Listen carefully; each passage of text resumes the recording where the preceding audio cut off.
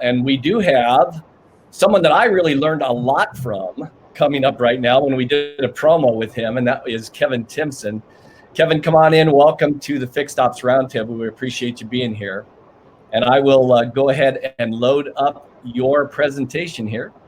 And I'll introduce Kevin, if it's all right, Gene. Absolutely.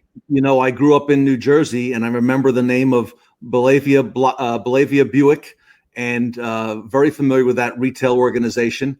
And I got to tell you, that is maybe a few months before the COVID thing happened. One of my friends, who's a service manager here, said to me, "Ted, we just went back to the OEM, to the factory, and we succeeded, and we got an increase in our warranty reimbursement, in our dollars, in our how much the factory will reimburse us." And he said, "We worked so hard and such a long time." And I asked him, and I said, "Anthony, you didn't by chance leave any money on the table by doing that, did you?" So what our next speaker is going to talk about, it's Kevin Timson, who's an associate at Bellavia Blatt, which, by the way, represents dealers in over 40 states around the United States, is about their unique business proposition. It's their model of warranty reimbursement to help dealers. They are the dealer's advocate. Kevin, take it away, my friend. Thank you, and I appreciate the New Jersey Northeast connection there. So, but I also appreciate the fact that you mentioned that we service more people than folks in New Jersey and New York. So, thank you. You got a great reputation, and go ahead, take it away. Love it.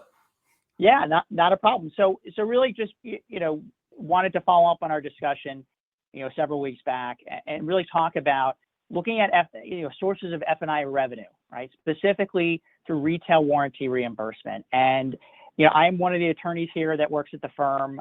We have a whole team of folks. We've been doing this for the past 20 some odd years. We have analysts, and we have a team of legal attorneys who will go in and work with our clients every day across the country. And there's been a lot of recent development in the past 5 years, but this has been an issue for the past 30 some odd years, and we've been very fortunate to have been there since the beginning. I know I only have a quick 15 minutes. I know there's a lot of things scheduled up today. So if there are 4 things that you have to take away, there are really take away these things. So first is retail reimbursement is the right of your dealership. Okay, this has been going on for 47 states. Thousands of dealers have been getting this. You're not a renegade. The second thing is you'll see at least $10,000.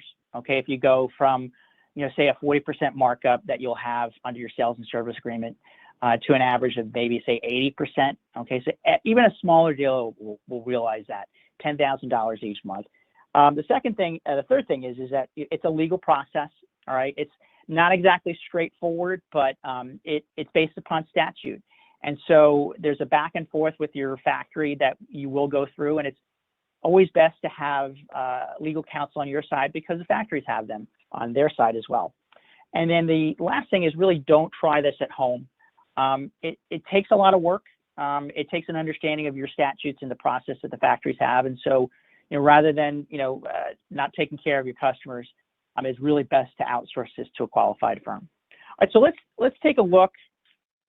First and foremost, let's go to the next slide real quick.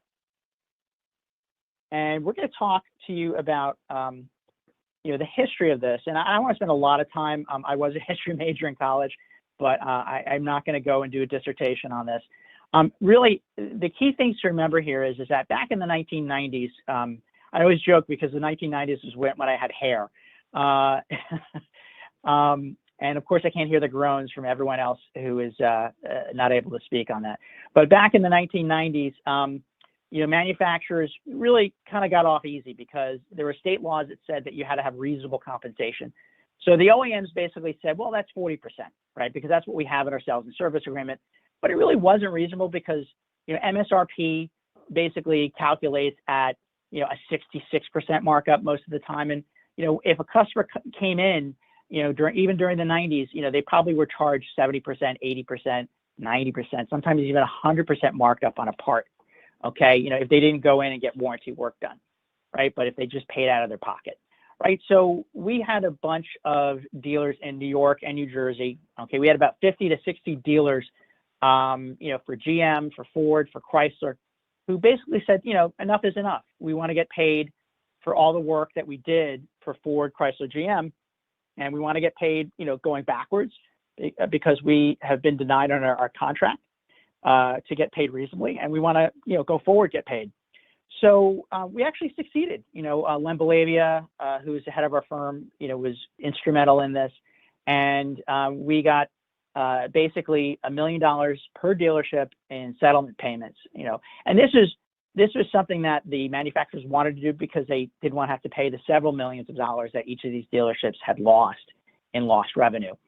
And so going forward, the manufacturers really wised up, not just Ford and GM and Chrysler, but all the other the manufacturers out there. And they work with states to implement a statutory process. Okay, so not litigation, a statutory process to go in and allow every dealer to apply basically by showing their manufacturer what the retail rates were, okay, for warranty parts markups, for non-warranty parts markups as well as labor rates, okay, and then apply that to their warranty parts markups and labor rates. All right, so let's move forward. And as you can see here, there's a map that we're going to show you on this next slide here. And you'll see, fast forward to 2020. Let's go to the next slide. Okay, and you'll see most of the country here is what we call green states. All right, and there's a fair sampling of what we call yellow states, and only 3 states that don't have retail warranty statutes on the books. Okay, now this is, once again, it's very important to see. You're not going to be a renegade. Thousands of dealers have done this. Okay, and those green states, including New York and New Jersey, who we originally helped to bring in, and as well as some more recent states that have come on in the past 5 years with these very, very specific statutes. So we're talking about Colorado, we're talking about California, Minnesota, Ohio, Pennsylvania. Those are states in the past 5 years that have come up with some very, very robust statutes. And all these green states basically have what we kind of call, roughly a 100 repair order methodology. There's slight differences back and forth, but essentially what it means is they allow you to go in, say over 180 days, look at you get to pick your best 100 non-warranty repair orders, okay, for parts, say, or maybe just for labor, right? And then you're going to go in and submit that, and then you're then entitled to get the same average markup for warranty work, okay? So that's great. It's a very established process. It says what you have to do. It says when you have to have, get a response back from your manufacturers. Okay, yellow states have some broader mandates, not as specific. They don't have specific methodology that you or the factories have to follow. Okay, it just says you are entitled to fair and reasonable compensation. And then what the factories do when working with dealers is that they will look at, industry custom and practice. They'll look at the other states that have those specific methodology and processes built into their laws, and they, will work with that. Okay, and like I said, red states don't have any statutory compensation. Okay, so going to the financial aspect, all right, really this is where I think it hits home. Right now, we've all gone through the COVID-19 outbreak. It's been a huge cost to the dealers, their employees, to the community. All right, but this is par for the course. I think we work with a lot of dealers who are really suffering, dealers who are faced with non-franchise brokers, people who want to just lease, who don't have a license. Okay, and dealers are faced with a ton of issues from their manufacturers that really cut into their profit, cut into their revenue. All right, so audits and chargebacks, right? You'll put together, warranty claims, or you'll put together sales incentive claims that are legitimate, and the factory will fight you on that, and you'll end up having to cut, from that pool of money that you legitimately are owed. Okay, let's talk two-tiered pricing. You may be a dealer who sees another dealer across town who is, meeting their sales targets. Maybe they're, lowering their prices significantly. And then that enables them to get sales incentives, and it becomes a sustainable advantage. And so you're losing money that way. Okay, allocation, same kind of thing. You may be not getting the kind of allocation that you really need to sell to your customers, right? You might have some fast-moving vehicles that are in limited inventory and limited stock in your dealership, and that's revenue that you can't see. that you can't see back. All right. Compressed profit margins. Everyone's trying to get, those sales incentives are always trying to, go, and there's a race to the bottom in terms of price. Okay. And then facility upgrades. All right. Especially for the dealers who are on this phone, and the dealer principals and the owners, those are millions of dollars that the factory is trying to get you to commit over the next 5 years. And that's a huge cost. It's a huge nut to bear. So the question that I ask to everyone here is, for those of you who haven't gotten retail warranty reimbursement, why? I mean, that's really the significant question here, because given all of the money that you've been losing, this is a chance for you to get some of that back. All right, so next slide. All right, so as you can see here, I kind of put together this $10,000 a month minimum, right? That's from a small dealership, right? Over a year, you're going to see $110,000 to $120,000. Okay, just going on an increased parts markup, right? So that's going to go from a 40% markup on your sales and service agreement to an average 80%, right?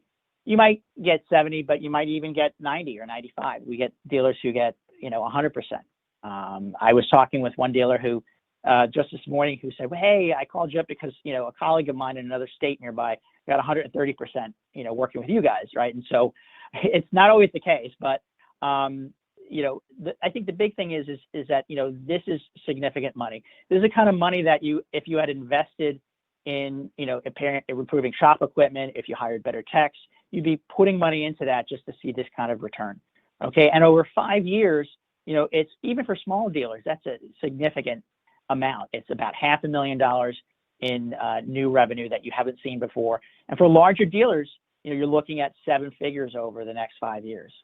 So it's certainly nothing to ignore, and it's nothing to chafe about. All right, going to the next slide, really talking to you about retail warranty and reimbursement, which is a legal process. Okay, and so you could see, I was talking in kind of at a 30,000-foot view about some of these green states that we talked about, but there are variations that go by state. Okay, and typically they have 100 sequential non-warranty customer paid repair orders, right? Within the last 180 days. Okay, you're allowed to submit for parts and labor. Sometimes you're allowed to do that once every 12 months. Sometimes it's once a calendar year. Sometimes it's twice a calendar year. I just got off the phone, like I said, with a dealer who thought that he only was able to do it every 12 months. And he had applied last year. He didn't like the return he got. And it turns out actually that he can do it twice a year in his state, which he was really surprised about. So there are potential variations, okay? And it's also going to come in terms of inclusions and exclusions on what repair orders to count. Sometimes you include certain maintenance items, sometimes you don't. Sometimes you include tire batteries, and sometimes you don't. Okay, sometimes the factory has to get back to you within 30 days or maybe 60 days. And sometimes if they don't get back to you, you get the rate that you applied for. So it's really important that the obligations that your manufacturer has to you and what you're entitled to, what your rights are. Okay, and like I said, that's a legal process, and it's best to lean upon your attorney to do that. Okay, going to the next slide. Once again, another thing, outsourcing this saves a lot of time. Just going through the process. I mean, this is an example of what we do. We have a team of analysts. Okay, they'll go into your DMS system. It could be CDK or Reynolds and Reynolds or any other DMS system that you have out there. Okay, we'll go in, for instance, and we'll remotely access your data. We'll pick out the repair orders that we think make the most sense. Once again, typically that 100 repair orders that we find that comes up with the optimal result. Okay, we have analysts who've worked in dealerships before, worked in fixed operations, who've been able to pick this out. They've gone through hundreds of repair order, hundreds of applications, hundreds of dealerships before. We do many of these applications on a monthly basis, and so we're going to then streamline that collection. We have software as well. Okay, we're going to prepare hundreds of thousands of pages for documentation, right? We're going to calculate your average markup for parts or your average labor rate on the retail side. And then we'll do the submission, right? And we'll do that under your letterhead, okay? But keep in mind, that's just half the process, right? So if this is the process, the submission part is just half of that. Okay. The OEMs then have time. They have 30 to 60 days. Okay. They'll review your responses. What'll happen is that we'll go back in and we will look for the things that they've had objections to. And very often, I think for some reason the slide went forward a couple of ways, but if you can go back to that original slide, one before that, thanks.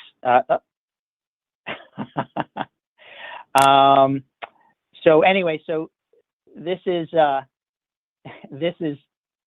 these are, I think for some reason we lost those slides, but anyway, so what we'll try to do is just kind of go through this process with you. Once the manufacturers will go in and go through this whole process, it takes a little bit of time, and we will then help you with that. We'll look through the state statutes and we'll figure out what you need to do, and we'll go from there. Like I said, this is an example here, what you see on this slide. Kevin, while we're addressing that, so in a sense, then your firm actually ghost writes the response for the dealership or the submission on the dealership letterhead. So the OEM really has no idea there's an attorney involved, and the dealer has you basically handling the process for them. Yeah, I mean, that's really the big one of the biggest concerns is they don't want, the dealer doesn't want to, knock over the apple cart, shall we say. So we ghostwrite, and we'll write on your letterhead. Very often the manufacturer knows that you have legal representation, and that's appropriate. I mean, it's your business. You're entitled to get the best representation and counsel that you have. So, and then another objection, which I was going to highlight, is, we can do it on our own, right? So, but once again, it takes a lot of time. If you're a service manager who's listening to this, if you're a parts manager or a fixed ops director, you have so many things on your plate right now, especially with COVID. You need to take care of customers. You have CSI scores that you need to protect.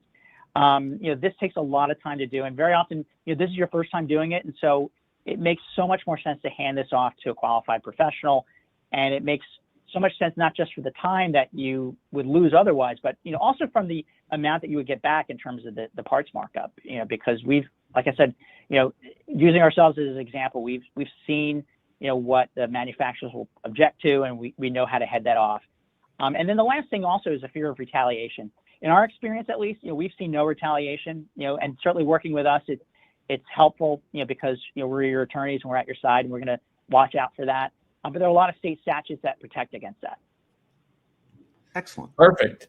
Hey, there are a number of questions for you, Kevin, in the Q&A. If after you leave, you would go into the Q&A and then read the questions, click answer, and then type your answer, it will go into the answered queue for them. There's also a few questions that were put in the public chat, but we are so grateful that you are here, and thank you for joining us. Absolutely. Thank you. I really appreciate it, Ted and Gene. Really, thank you. Hey, Kevin, we get it. You're on the dealer's side, so we love it. Thank you for being a big part of this. We're honored to have you.